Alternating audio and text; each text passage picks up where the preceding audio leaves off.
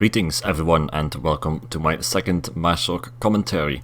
This is the first one this patch, but the idea will be the same as the first one that I've done, which is that I will just play a clip here on the video player and give commentary over it.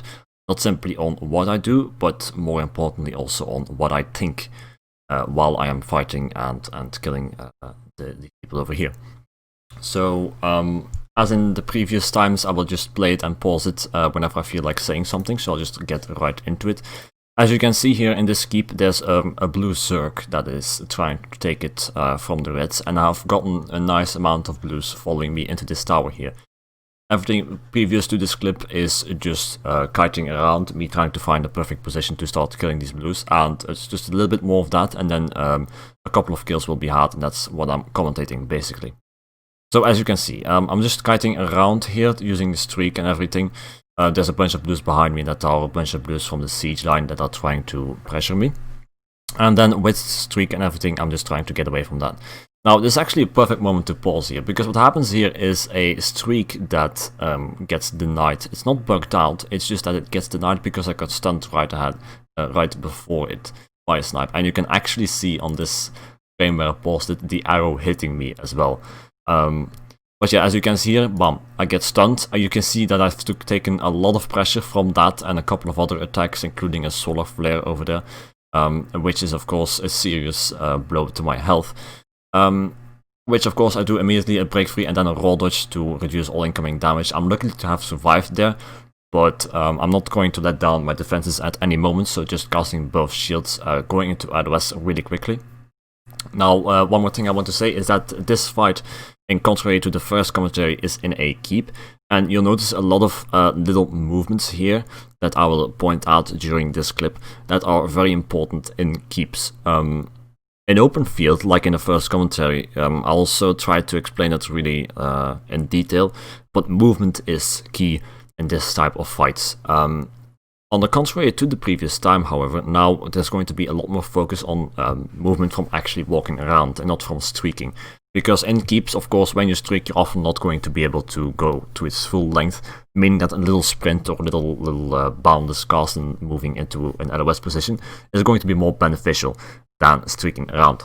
So you can see, from that pressure I've taken, I've decided not to keep on kiting. I've decided to go into this little LOS here between the box and the wall to simply get reduced damage from the LOS and to heal myself up a little bit. As you can see, my both shields are up right there. Now, an important thing here with the little movements that I want to start off with is that I was standing into the little gap between the box and the wall with a whole bunch of people behind me. Now, all those people behind me were really on my tail. They saw I was weak, they wanted to kill me really quickly, and they expected me to come around the other side of that box. As you can see, they all went clockwise across it. But instead of continuing my road like I started on between those boxes and going from the right side, I actually turned back and went back the same way I came from. This simply in order to juke them. As you can see, all four of them were now into the other direction of that box, which is an excellent opportunity to not only reduce damage taken, but also create the opening needed to keep on kiting those people out, because I do not want to hold my ground there. As you can see, I'm way too weak and there's too many people in there. Just that little turn back right there, a little juke, is going to make the difference in this fight. Had I not done that, those people would be on me and I would most likely have died already. So as you can see, I get the opening here, I try to do a roll dodge and then instantly a bit to the left of this pillar, again a little movement to create some LOS, and then I'm going to keep on streaking away. Now as you can see, though, two of them caught up with me with their gap closers, but I got the rest ult ready at this point, so that's quite alright, defenses are still up. You can see me going around this little pillar right here just to decrease all this damage. You can see I'm in complete LOS from them right now, even though it's just such a short period before they can come around that little wall into this gap. It still means a lot because it allows me to get those few necessary seconds to cast a skilled or dark conversion or whatever. You'll see me using that little gap a couple of times in this clip, and I'll try to mention it again when I see it. Now, with the rest of ult still up, we have seen, wait, let me go back with this actually. So here you see me kiting away. But yeah, after I go into that gap with the boxes here, you can see that the people who came around there were then in front of me. And another very useful thing of those those little LOS movements is that the people will also be in front of you when you start kiting again. That was the case with the first example, with me standing in the gap between the box and the wall, but it's also the case with this here.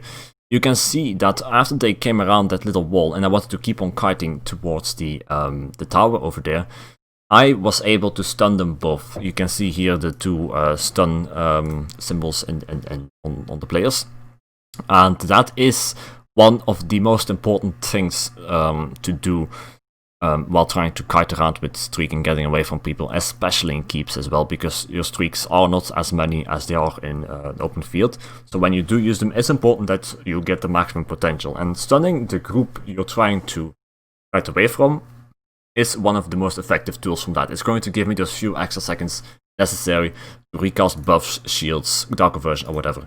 As you can see, when I went up the stair, I went for dark conversion here. Often something you want to do, of course, is when you are CC immune. Well, even in general, you want to cast dark conversion while you're not having too much pressure on you. You want to cast it while you're in LOS, such as in the example right here. This LOS allows me to cast conversions, to recast my Bound and Storm, etc. The Bound and Storm, which is also going to help me move up that tower faster. This major expedition is not to be underestimated. However, I see that the enemy players are lagging behind me a little bit, so I decided to place mines here. You can see I'm using mines in this clip, by the way, and see if there's any burst opening to fight them. Now, first, a little bit about mines. Very useful in keep fights because of two reasons. First of all, you have the defensive potential. Simply like having them between you and your enemy is going to make your enemy more cautious about pressuring you. They're not going to go full damage on you, which is obviously a damage reduction in itself. Also, the root is going to help to kite you around again, especially in keep fights. Lastly, it is actually a good damage mines, especially if you manage to stack them up a little bit into like a little gap between walls or boxes or whatever. The enemy that walks into that is going to take a huge burst of damage, and you will see me getting a couple of clips this way throughout this, a couple of kills this way throughout this clip. Now, also for keeps, you will see me like setting up kill combinations quite a bit, and I'm not talking about like casting cursor and burst combos like that. I'm talking about locations where I think I will be able to get a separate kill while on one player, while the rest is still running towards me, or just in LOS for me in general. You will see me placing down mines when such an opportunity presents itself. Well, when I think such an opportunity might present itself, and there's actually quite a bunch of those times. You will see that they're not always effective, but this is something I constantly do, looking for gaps where I see one player in front of me that's maybe risking it all or whatever, while everybody else is still lagging behind or taking care of their own healing, or I don't know what else. And that gives me that little bit of time necessary to kill one player. And to set up a situation like that, I'm also going to use mines for that, which is quite good to illustrate it. So, see, I have mines, however, the guy instantly goes into a leap on me, kind of breaking whatever burst I might have had in mind. There's also, as you can see, a healer around. You see the healing springs and all that.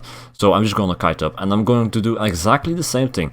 This little gap here is another, like, possible situation where I will get one player that I can pressure down while the rest is in LOS for me. So I'm going to place down mines, which showcases it really well, and I get one guy walking into it, so I go into a curse combo. He took a lot of mines as well, but as you can see, he has a good amount of healing.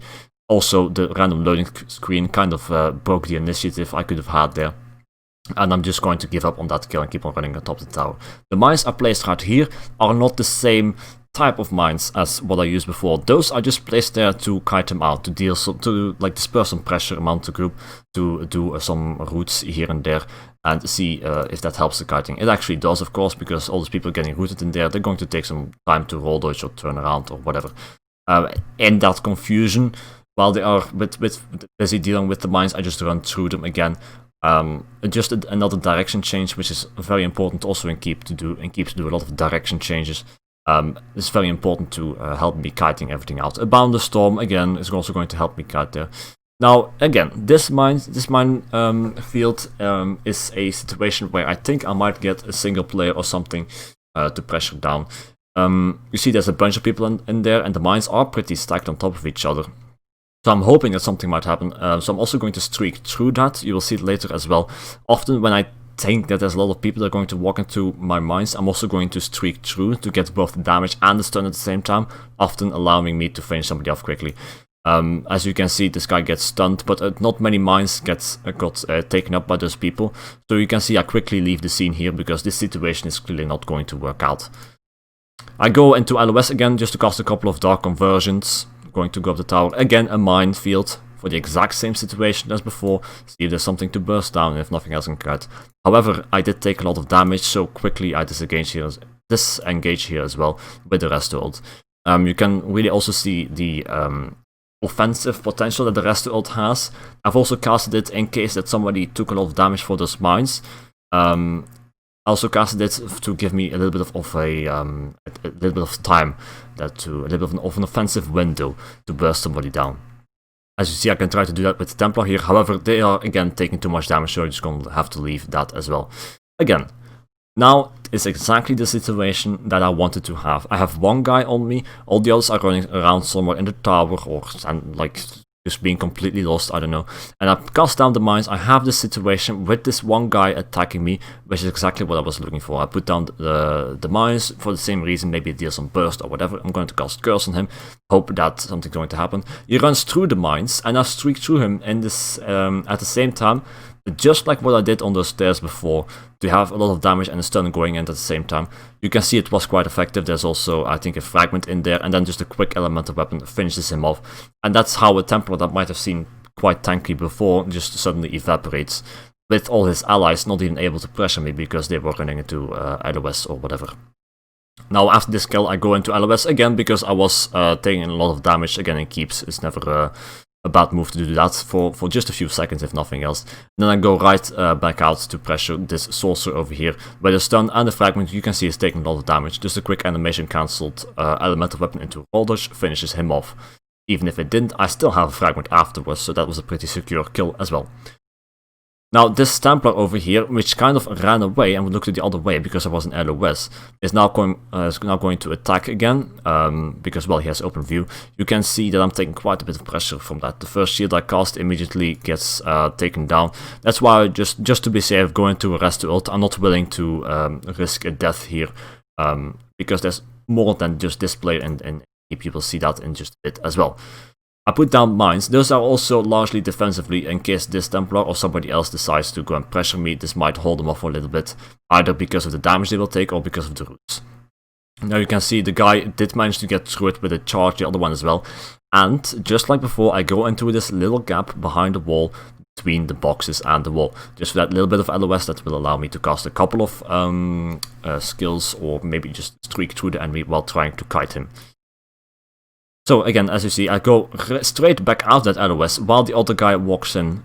You will see, or you have already seen a bunch of moves like that, where I just walk into something and straight back out, while the other people are expecting me to stay there or continue on my way. This too, just in an effort to juke people around. You can see that the mines here have rooted this sorcerer, which is just exactly what I want from it, just a bit of kiting. Instantly I am in LOS again, to allow me to cast a dark conversion or whatever, but I go back out because I know that sorcerer right there was still there and he's a bit squishy, so I'm gonna try and pressure him. As you can see, he's not taking too much damage. I managed to streak through him as well, but I decide not to go for the kill because there's still too many other people around. The Templars, having dealt a serious amount of damage to me before, I know are a threat, so I'm just gonna play it safe. You can see a bunch of people are entering this little space here right now. And, well, because of the amount of damage I'm taking, and because of the amount of damage I am taking, I quickly decide to keep on kiting them out. Go on top of this tower again. Just like the previous time, while going up the stairs in LOS, I'm going to make use of my dark conversion to get some resources back, get the buffs up, etc. You can see that it was not a bad idea for me to get out of that situation very quickly as well, and to not hold my ground, because right now there's about 6-7 players around trying to kill me. If I would have stayed in that location for just a few more seconds, that might have been a death. This kind of feeling of when you need to run or when you need to start kiting before you'll get overrun is not something that's a set rule where I can say, like, if this or this happens, you have to start running. It's mostly something that comes with with experience with getting Zerg down a lot and knowing that when there is a great risk of that happening. As you can see, I went up the tower here. Now I went back to the stairs because I'm expecting some of those blues to come up. I'm charging a Fire Staff heavy attack, simply like I don't want to cast any more Dark Conversions because my stamina is a bit low. I have all my buffs up already, etc. So I'm just going to cast a random Fire Staff attack to get a little bit of resources back. Every little bit helps, of course. In general, however, do not rely on heavy attacks in MagSorc 1vx. It's more of a bonus when you literally have nothing else to do. Again, I set up a situation to make a burst combo with the mines here. You can see it's actually a pretty good one because there's a bunch of mines coming here, all those people coming up the tower. So I'm going to do a curse into a fragment into a streak. However, the people are not taking much damage from it, so I'm going to disengage again. Again, I went into that little stair and then I turned back, just like the previous times. This helps to people around a little bit. I do rest ult because I was obviously taking a lot of damage, plus I'm expecting a lot of people to come inside that tower, which means that it is the safest way to just kite it out a little bit with the rest ult. I'm pretty confident they will follow me as they already went to the tower, up the tower to get me. So I'm going to keep on kiting that, do some Dark Conversions, etc. Now here at this little LOS, again, I see a situation where somebody might just run into my burst combo and die while the rest is still far away. So I'm going to put down mines here again pretty soon. You can see the Magplars coming in. There's the other guys there are coming too, but they seem to be a bit peaceful. As for now, it's just the Magplars. But this does allow me to explain a little bit something about Magplars in specific. They are obviously quite a problem dispatch with the insane healing and toppling charge and also a good amount of damage that they have. So this showcases really well how I fight Magplars in general.